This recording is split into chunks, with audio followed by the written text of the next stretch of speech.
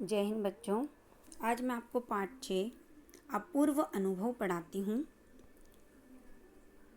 ये एक प्रसिद्ध जापानी लेखिका तेत्सुको कुरियानामी के अनुभव पर आधारित संस्मरण है। इसमें यासुकी चान नाम के उस बच्चे के बारे में बताया गया है जिसे पेड़ पर चढ़ने की इच्छा है, लेकिन उसे पोलियो है। उसकी एक मित्र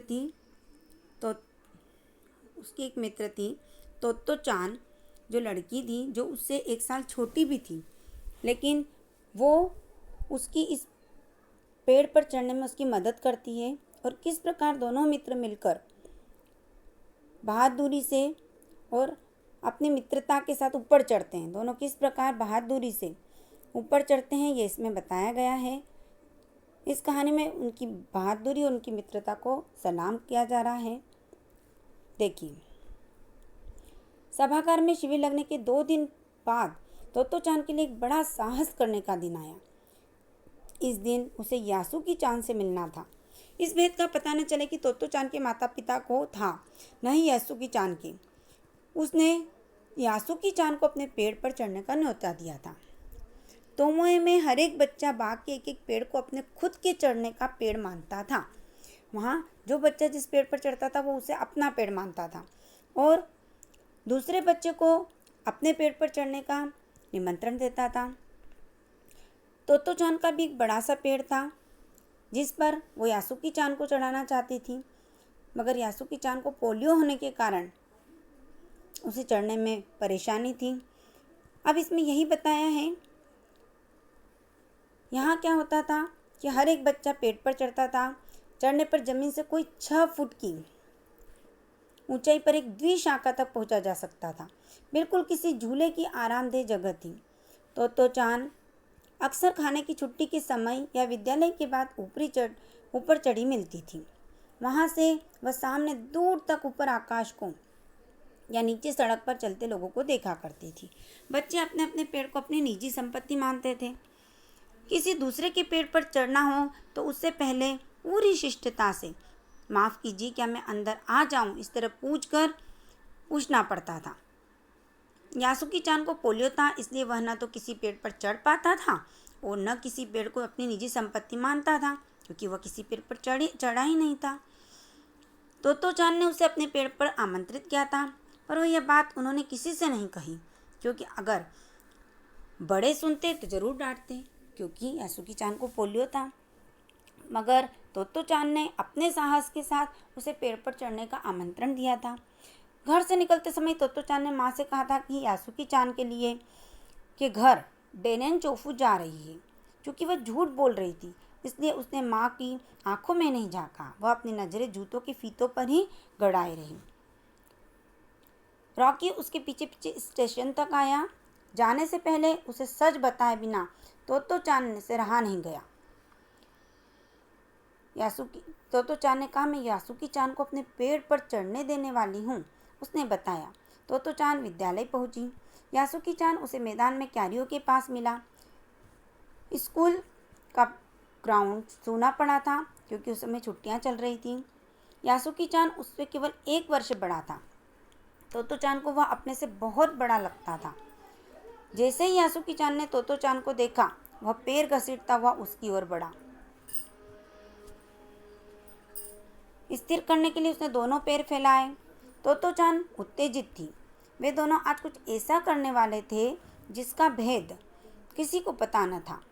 तोत्तो चान उल्लास से ठिठियाकर हंसने लगी। यासुकी चान भी हंसने लगा।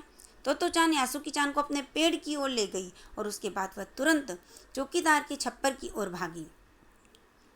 जैसे उसने रात को तय कर लिया था, वहाँ से वह सीढ़ी घसीटती हुई लाई और उसे तने के सहारे ऐसे लगाया जिससे वह द्विशाखा पर पहुँच जाए।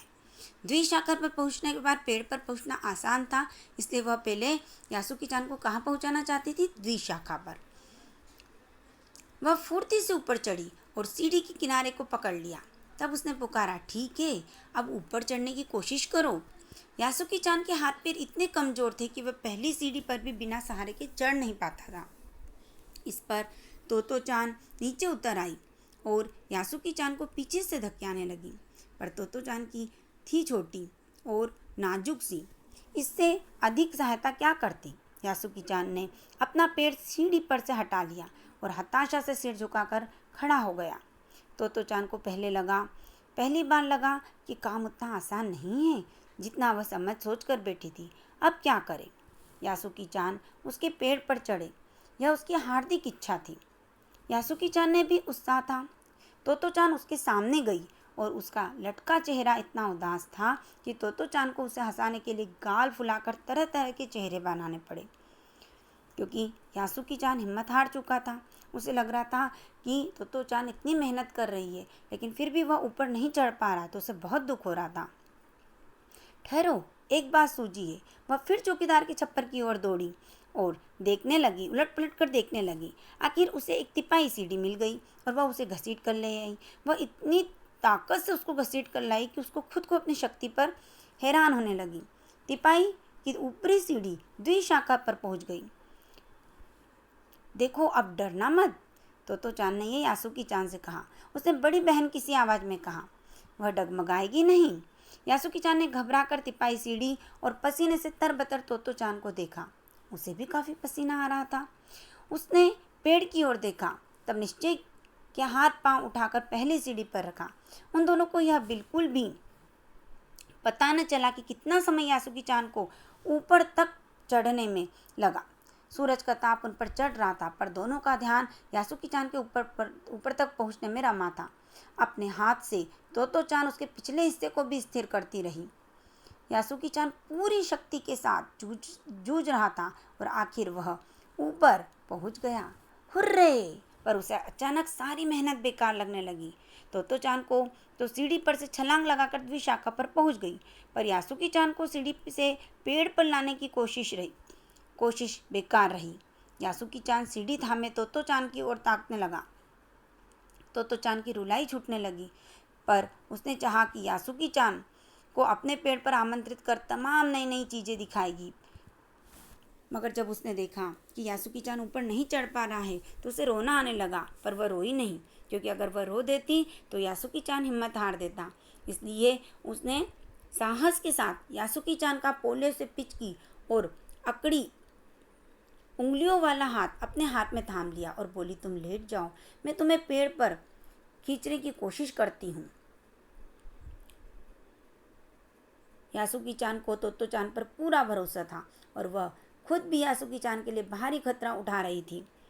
नन्हे नन्हे हाथों से वह पूरी ताकत से यासुकी चान को खींचने लगी। काफ़ी मेहनत के बाद दोनों पेड़ की द्विशाखा पर थे। पसीने से तरबतर अपने बालों को चेहरे से हटाते हुए तोतो चान ने सम्मान से झुककर कहा, मेरे पेड़ पर तुम्हारा स्वागत है। यासुकी चान डाल के सहारे खड़ा था, कुछ झिझकता हुआ। वह मुस्कुरा कर तब उसने पूछा, क्या मैं अंदर आ सकता हूँ? उस दिन यासुकी चान ने दुनिया की एक नई झलक देखी जिसे उसने पहले कभी न देखा था। तो ऐसा होता है पेड़ पर चढ़ना, यासुकी चान ने खुश होते हुए कहा। वे बड़ी देर तक पेड़ पर बैठे बैठे इधर उधर की गप्पे लड़ाते रहे। मेरी बहन अमेरिका में है, उसने बताया है कि वहाँ एक चीज़ होती है जिसे टेलीविज़न कहते हैं।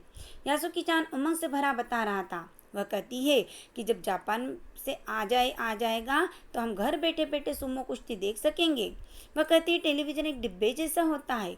तोतो चान उस समय यह तो न समझ पाई कि यासुकी चान के लिए, जो कि कहीं भी दूर तक चल नहीं सकता था, घर बैठे चीज़ों को देख लेने में क्या अर्थ है।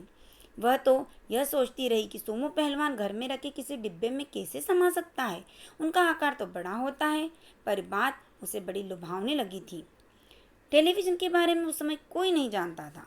पहले पहल यासुकी चान ने ही तोतो चान को उसके बारे में बताया था। पेड़ मानो गीत गा रहे थे और दोनों बेहद खुश थे। यासुकी चान के लिए पेड़ पर चढ़ने का यह पहला और अंतिम मौका था। अब आपने देखा किस तरह दोनों बच्चे अपनी हिम्मत और साहस के साथ एक ऐसा काम कर गए जो कि वाकई में असंभव था। तो इस कहानी से हमें यही सीख मिलती है कि अगर हम हिम्मत से काम लें तो हम कुछ भी कर सकते हैं। पोलियो से उसका पिचके हाथ पैर को भी वह सहारे से उस व्यक्ति को भी वह ऊपर ले गई। तो ये एक उसका हिम्मत और साहस से भरी हुई कहानी है।